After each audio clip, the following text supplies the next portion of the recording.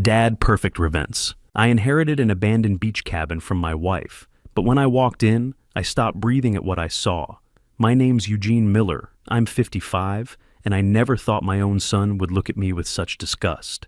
Standing in the living room I'd called home for 30 years, I watched Bradley rifle through Helen's will like he was counting lottery tickets. His face twisted into something I barely recognized when he reached the part about the properties.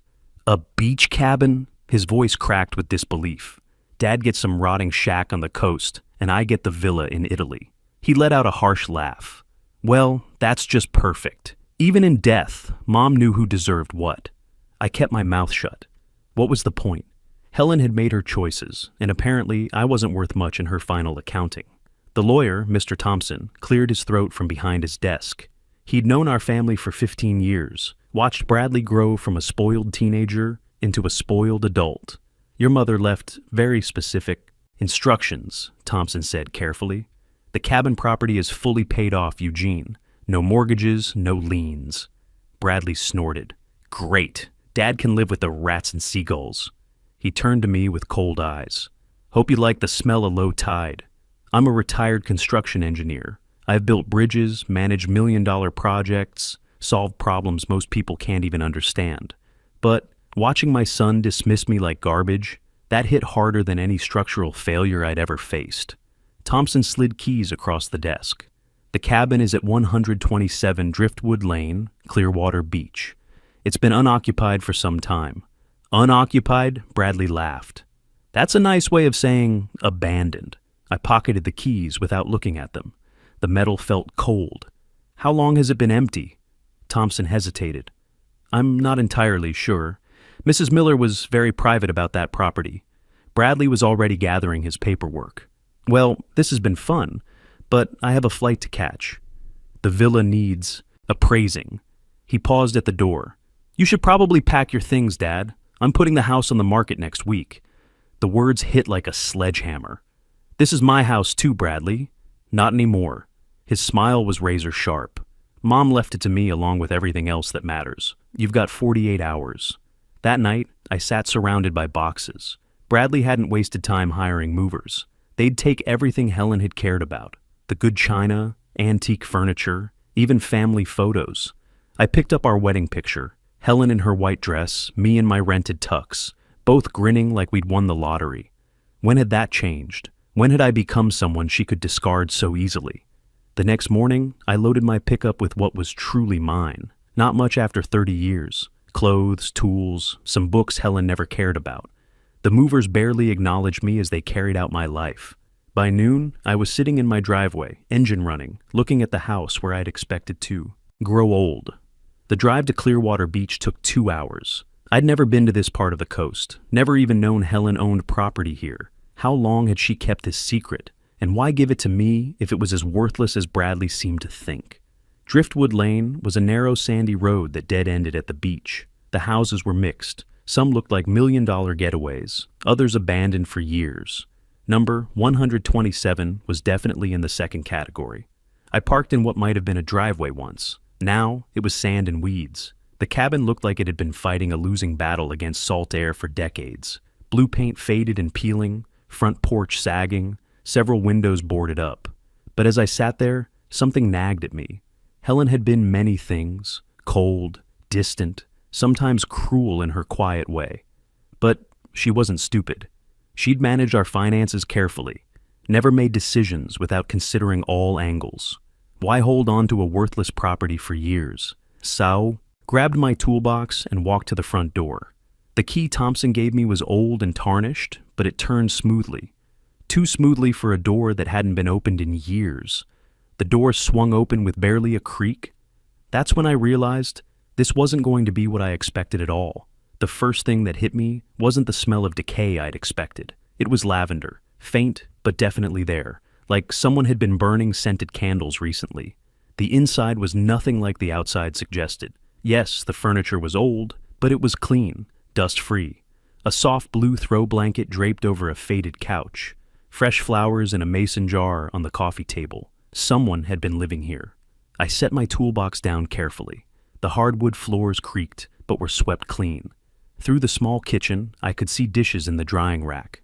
2 plates, 2 cups, silverware arranged neatly on a dish towel. Who had Helen allowed to live in her secret property? And why hadn't Thompson? Don't mentioned it. The refrigerator hummed quietly. When I opened it, I found it nearly empty but plugged in. Milk expired 3 days ago, leftover soup in a container, medications lined up on the top shelf. Medications with a name I didn't recognize. Carol Martinez. Prescriptions dated last week, this address listed as primary residence. The living room had more clues. Mail stacked on the side table, mostly bills and medical correspondence, all addressed to Carol Martinez at 127 Driftwood Lane. But mixed in were envelopes addressed to Helen Miller, same address. My hands shook picking up one of Helen's letters, from her oncologist, dated 2 months before she died. An appointment confirmation for a consultation she'd never told me about? Helen had been coming here regularly. A photo album sat on the coffee table. I opened it with trembling fingers. The first page stopped my heart. Helen was smiling, really smiling, in a way I hadn't seen in years. She was sitting on the beach outside, this cabin, her arm around a young woman with dark hair and kind eyes. They looked comfortable together, happy. I flipped through more pages. Helen and this woman, cooking together, walking on the beach, sitting on the porch, reading. In every photo, Helen looked relaxed, peaceful, the way she used to look when we first met. There were photos of the woman alone, too. She appeared to be in her late 20s, with a gentle face and careful movements. In several pictures, she was using a walker or sitting in a wheelchair, medical equipment visible in the background. Helen had been caring for someone. This person was clearly dealing with health issues, and my wife had been helping her. But why keep it secret? I heard footsteps on the porch. The front door handle turned, and I watched as a key slid into the lock from outside. Someone else had a key to this place. The door opened, and the woman from the photographs stepped inside. She was smaller than she'd appeared in pictures, moving carefully, with forearm crutches. Her dark hair was pulled back, and she wore scrubs like she'd just come from a medical appointment. She didn't see me at first. "Helen," she called softly, "I got those crackers you wanted. The doctor said your appetite might—" She looked up and saw me sitting on her couch. We stared at each other for a long moment. Her face went through several expressions: surprise, confusion, then something that looked like recognition. "You're Eugene," she said finally. It wasn't a question. I nodded, not trusting my voice. How does she know who I was? She set down her groceries and moved to the chair across from me, settling carefully. "Helen said you might come here eventually." She? But I already knew the answer. "Your wife." The woman's voice was gentle. "She talked about you all the time." I found my voice. "I don't understand." "Who are you? Why were you living with my wife?" She smiled sadly. "I wasn't living with her. She was visiting me." "This is my home, Eugene. Helen bought it for me 4 years ago." The room spun. Helen had bought property for a stranger. That's impossible. We never had that kind of money. She used her inheritance from her mother. The money she told you she'd donated to charity. Carol's expression was kind but firm. She wanted you to know the truth eventually, but she was scared. Scared of what? Carol reached for a manila envelope on the side table, scared of how you'd react when you learned I was her daughter. The words hit like a physical blow. I gripped the chair arms, feeling the world tilt. That's impossible. Helen never had children before, Bradley. Yes, she did. Carol opened the envelope and pulled out a birth certificate. She had me when she was 17. She gave me up for adoption because her parents threatened to disown her if she kept me. I stared at the document. Carol Martinez, born Carol Helen Miller. Mother, Helen Marie Miller. Father, unknown. She found me 4 years ago, Carol continued. Hired a private investigator. She'd been looking for me for decades. When she learned I had muscular dystrophy and was struggling financially, she decided to help. My mind reeled. Helen had a daughter she'd given up and then found again. A daughter she'd hidden from me for 4 years, including the 2 years when her cancer returned. Why didn't she tell me? Carol's expression grew sadder. Because of Bradley. She was afraid he'd make things difficult for me. And because she was ashamed of giving me up, of lying to you about the money, of keeping secrets. She said you were a good man, who deserved better than a wife who'd spent their marriage living with lies. I looked around the cabin again, seeing it differently. This wasn't Helen's secret hideaway. This was where she'd come to be a mother to the daughter she'd lost, to make up for 32 years of absence. "She left something for you," Carol said. "Made me promise to give it to you if you ever came here." She reached behind the couch and pulled out a wooden box I'd made in high school shop class. I'd given it to Helen when we started dating, hadn't seen it in years. I'd assumed she'd thrown it away. "She kept it all these years," Carol said softly. "She said it was the most precious thing she owned because you made it for her when you still believed in forever." Inside were letters, dozens of them, all addressed to me in Helen's careful handwriting. The top one was dated 2 weeks before she died, at 49. My hands shook as I unfolded it. "My dearest Eugene, if you're reading this, then you've met Carol and you know the truth I was too cowardly to tell you while I was alive. I have so much to explain, so much to apologize for. But first, you need to know about Bradley." I looked up at Carol. "What about Bradley?" "Keep reading," she said gently. "Bradley is in serious financial trouble, though he doesn't know the full extent yet. 3 months ago, he took out a massive loan against the villa using forged documents that made it appear I had co-signed. He owes $850,000 to a private lending company, and the payment was due last week. $850,000. I read the number again. The villa wasn't worth enough to cover what he owed. The villa isn't worth enough to cover what he owes. When the lenders discover the fraud, Bradley will face criminal charges. I found out when the bank called me to verify the loan. That's when I hired a private investigator to dig deeper. I set the letter down. Bradley had committed fraud. My son was a criminal, and Helen had known before she died. Carol cleared her throat. "There's more about the medical treatments." I picked up the letter again. "I've been coming to the cabin not just to spend time with Carol, but because I've been receiving experimental cancer treatment at the medical center here. The cancer came back 2 years ago, more aggressive than before. I didn't tell you because I couldn't bear to watch you go through that pain again." Tears filled my eyes. Helen had been fighting cancer alone. While I thought she was getting better, she was dying and facing it by herself. "She didn't want you to see her suffer," Carol said quietly. "She said you'd been through enough the first time." I remembered those days from her first bout with cancer 15 years earlier. The chemotherapy, watching her lose her hair, holding her while she cried. It had been the hardest thing we'd ever faced, but we'd faced it together. She should have told me. She wanted to. Every day she wanted to. But Bradley kept demanding more of her attention, and she was so tired. I continued reading. Carol has muscular dystrophy that requires constant medical care. Her insurance doesn't cover everything, and she can't work full time.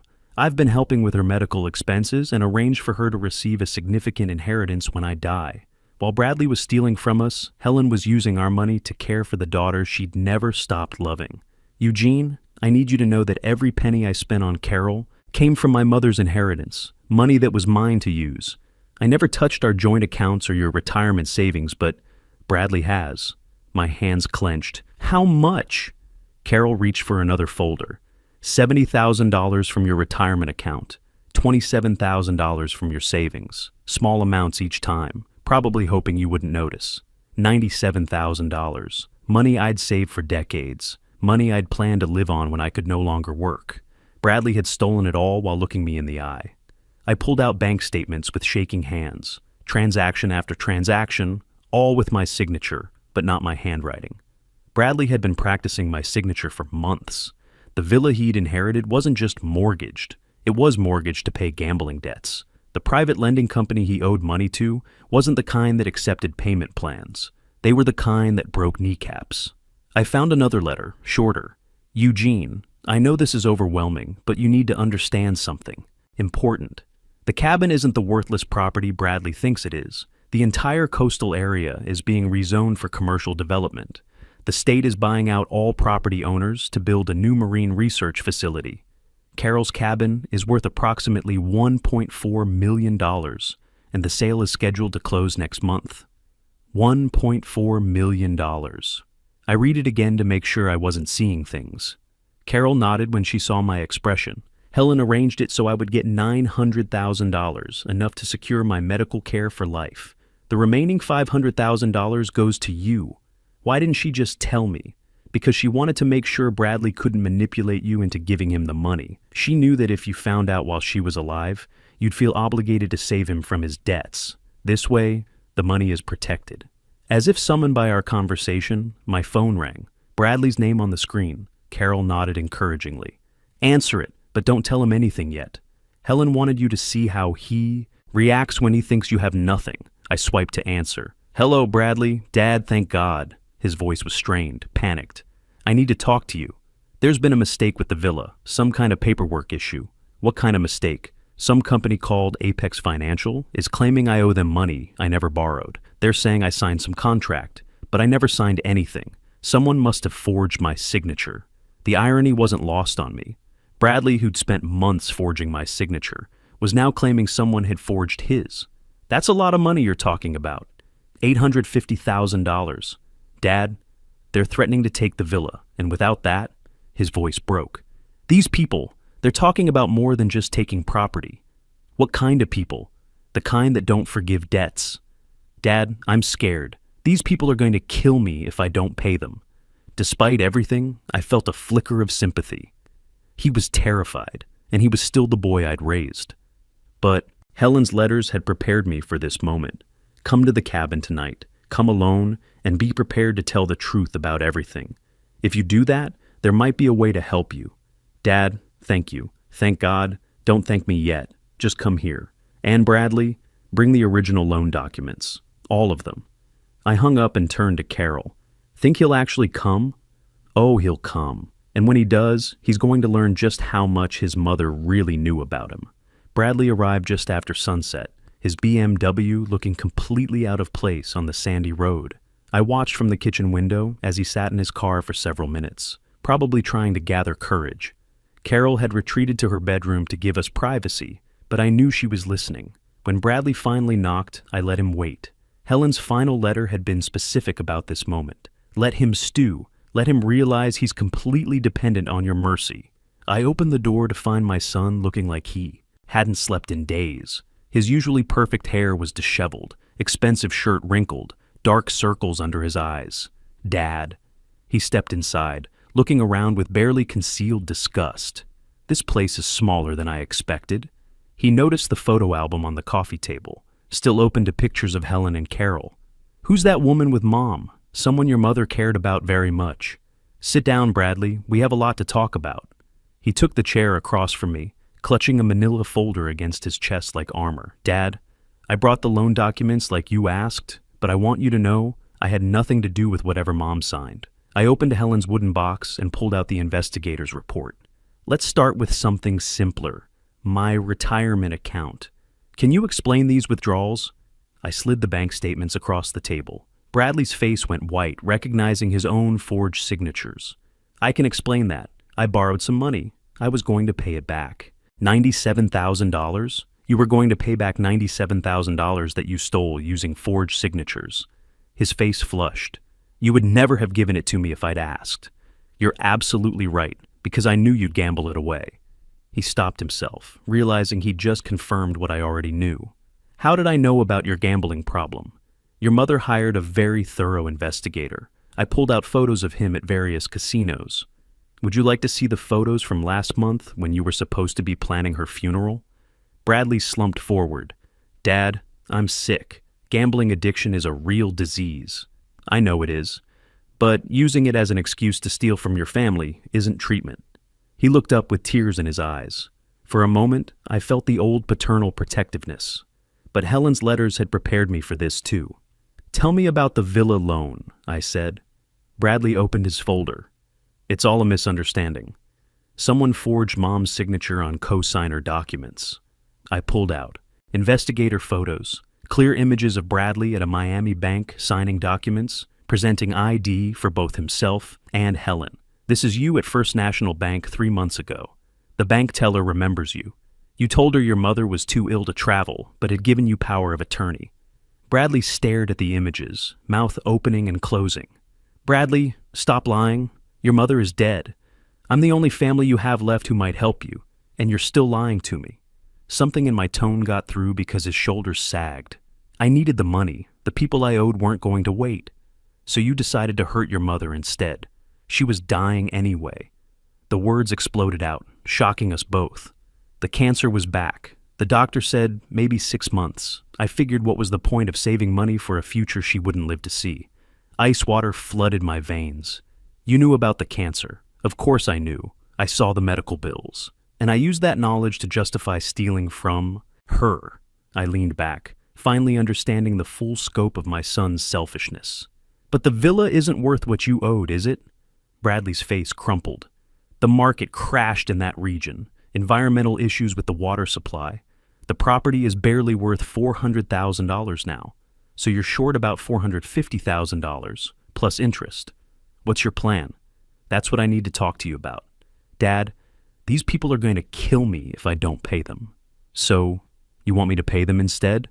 I want us to work together, pool our resources. I almost laughed. Bradley, your mother left instructions for exactly this situation. What instructions?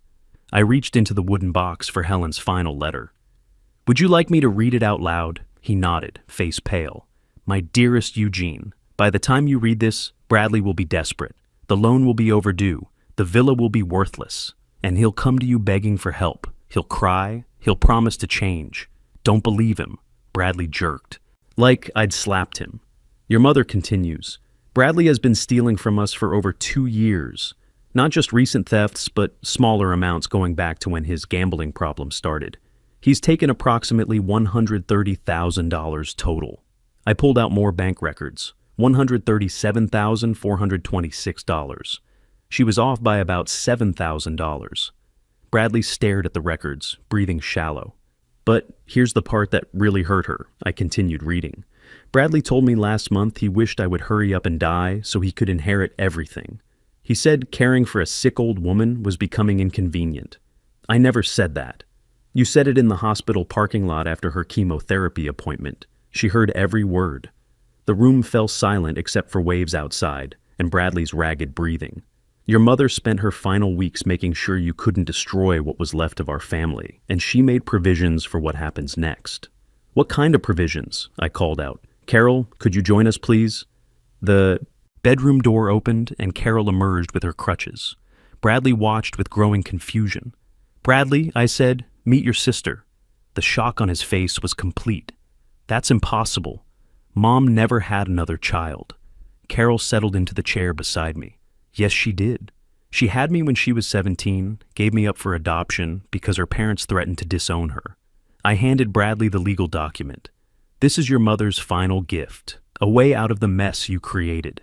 As he read, his expression shifted from hope to confusion to relief. She paid off my debts. She arranged for them to be paid off with conditions. She liquidated her life insurance, jewelry, and investments. She raised exactly $1.1 million. But the money doesn't go to you. It goes into a trust administered by her lawyer. The debts will be paid directly to creditors. What about the rest? My share of the property? This was the hardest part. You don't get a share. Carol gets $900,000 for her medical care. I get $500,000. You get your life. I get nothing. You get to keep living. That's more than you deserved. For minutes, none of us spoke. Bradley sat with his head in his hands, finally understanding the consequences. There is one more thing, I said. Your mother arranged for you to enter a gambling addiction treatment program, residential facility in Colorado. If you complete it and demonstrate real change, the trust will provide a small monthly allowance. For how long? As long as you stay clean. The moment you place another bet, the allowance stops permanently. What if I refuse treatment? Then the debts remain unpaid, and you take your chances with Apex Financial. He was quiet, staring out at the Gulf. When he finally spoke, his voice was barely a whisper. I really hurt her, didn't I? Carol nodded sadly. She cried a lot those last weeks, not from cancer, from heartbreak. Bradley broke down then, sobbing like the scared little boy he'd once been. I'm so sorry, Dad. I'm sorry for everything. I felt the old instinct to comfort him, but I stayed in my chair. This was his rock bottom. Being sorry doesn't fix what you broke, son. You have to earn forgiveness through action, not words. 3 months later, I was standing where I'd first met Carol, but everything looked different. The state had purchased the property. Carol found a beautiful, accessible home 20 minutes inland. I bought a small house 2 blocks away. Bradley had stayed in treatment. I got weekly reports. Progress was slow but real. He'd completed the first phase and was working in the facility's kitchen. Carol had started college classes online, working toward a degree in social work. As for me, I was learning to be happy again. I had a daughter who genuinely enjoyed my company, a future that belonged to me alone, and knowledge that Helen had loved me enough to orchestrate this elaborate plan for my happiness. Helen had orchestrated one final act of love, saving her son's life, protecting her husband's future, and ensuring her daughter's security. She'd taken all the broken pieces of our family and arranged them into something that could heal. It wasn't the family I'd expected, but it was the one I needed, and for the first time in years, I was exactly where I belonged.